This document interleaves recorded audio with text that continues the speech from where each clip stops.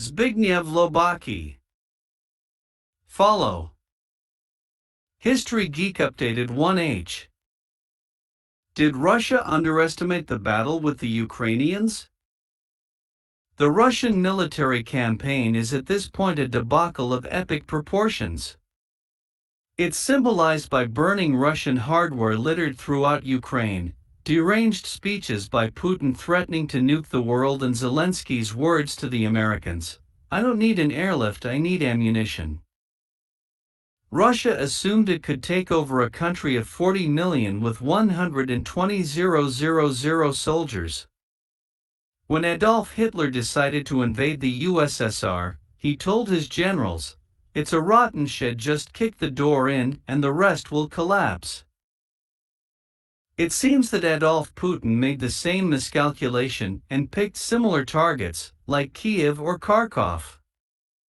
He expected the Ukrainian government and army to flee at the sight of his tanks. So he spread his forces very thin, gave them scant supplies, and sent them in with ambiguous orders. The invasion was supposed to be a copy of the Anschluss of Austria. The very limited bombardment failed to damage Ukrainian ability to fight, and Russia did not achieve aerial supremacy even today. On the first day, Russian forces went in expecting stern looks of disapproval at worst. But even their toughest operations met fierce resistance. The Russian commandos who landed by helicopters in Hostomel airport were supposed to secure it so that heavy transport planes could land and bring in more ground troops, and then capture Kiev in a lightning operation. What happened instead is that the transport planes were unable to land due to the activity of the Ukrainian Air Force. Ukrainians surrounded the commandos and destroyed them completely after a few hours of fighting. And the guys who landed at that airport were hardcore. They were the elite of the Russian army, the 11th and 31st Guards Air Assault Brigades. One of these guys, now a POW, is pictured above. Similarly, Russia sent in 10,000 Chechens from Kadyrov who had scary badass reputations. They got ambushed and decimated pretty much on arrival. Their leader and Kadyrov's right-hand man is dead. And so the Russian offensive has come to a halt. The Ukrainian army is not collapsing. There are currently more volunteers to bolster its ranks than they have weapons to hand out, and they are getting boatloads of weapons from the West. On the first days we saw babushkas learning to shoot AK-74s, but at this point maybe they won't have to, because Ukrainian men stepped up. Meanwhile, Russian soldiers are increasingly unsure what the fuck to do. Bombing Kiev or Kharkov to them is a bit like bombing Philadelphia would be for Americans. They used to be one country. Putin's propaganda has proved to be a double-edged blade. While he can claim his soldiers are being greeted with flowers at home, that certainly does not help troop morale when they come to the front and are met with a hail of ATGMs. So you have Putin, who is deranged and screaming about nukes and drug-addicted Nazis in Kiev. Russian soldiers who really don't want to be there, running out of supplies and miserable at being ordered to kill Russian-speaking Ukrainians. Increasingly confident Ukrainian population whose attitude is rapidly evolving from "oh no, we're going to get smoked" to "we're raping Putin up the ass, and it feels good." Europe, who was put to shame by Ukraine for their collaboration with Putin, who are overcompensating with strict sanctions and weapon supplies. So the home front is looking like this: desperate people trying to get cash out of the banking system, which is days away from collapse.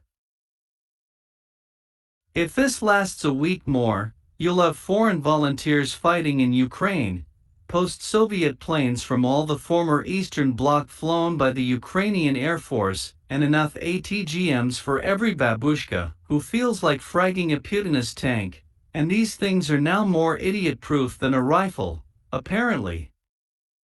In Russia you'll have poverty and confusion, because propaganda is too detached from reality. And what can Russia muster? Their first wave got decimated. Their second wave isn't making a huge splash. They now want to bring in Belarusian troops who really don't want to be there and can be counted on to rough up a few villages and run away from anything that shoots. It appears Putin believed his own propaganda and went all in, and now they haven't a clue about what to do with it. Update 010322. The situation is of course very difficult for Ukraine, especially in the south. Russians are pushing in, there's no question. Ukrainians are still the underdogs in this fight, but every day they hold out increases the chance of bringing Adolf Hitler to the negotiating table, or dying in an unfortunate accident. I want to mention a few developments from today. 1. This is a Russian army thermobaric missile launcher. The Ukrainians captured it. It was abandoned in the field in working order with full supply of ammo. Note the mud weather favors the Ukrainians, and much like the Wehrmacht in 1941, Putin's liberators get stuck in mud. Too much was made of the 40-mile-long Russian convoy heading to Kiev.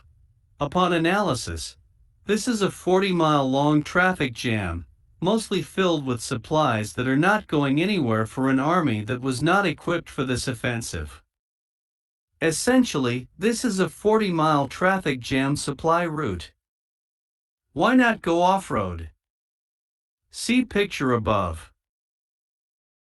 3 Ukrainians said they captured and killed an entire group of Chechen assassins sent into Kiev to take out President Zelensky. Ukrainians further claim someone in Russia's FSB, who apparently is not happy with how things are progressing, gave them all the info they needed to intercept and nail the bastards. This sounds quite stretched, but at this point it would not surprise me if it was true. For Russians are committing more and more atrocities versus civilians, unfortunately. Kharkov was bombed by rocket artillery and by cluster munitions. People are getting shot by Russians. 5. There is a huge influx of Ukrainian refugees into Poland. Me and my wife are taking in one woman with a child. My parents made their apartment available for 5. Many of my colleagues at work are also housing Ukrainian refugees who came here literally with a plastic bag or 2 filled with the barest necessities. 6. Sad story. We were initially supposed to take in a father and 2 boys, 9 and 11. However, he was stopped at the border. Only the children were allowed to leave. He sent them. They will be picked up by some of his friends. He went back. 7. Fuck Putin, fuck anyone in Russia who supports this murderous asshole. May he die soon of dick cancer. 60.2k views. View 5,149 upvotes.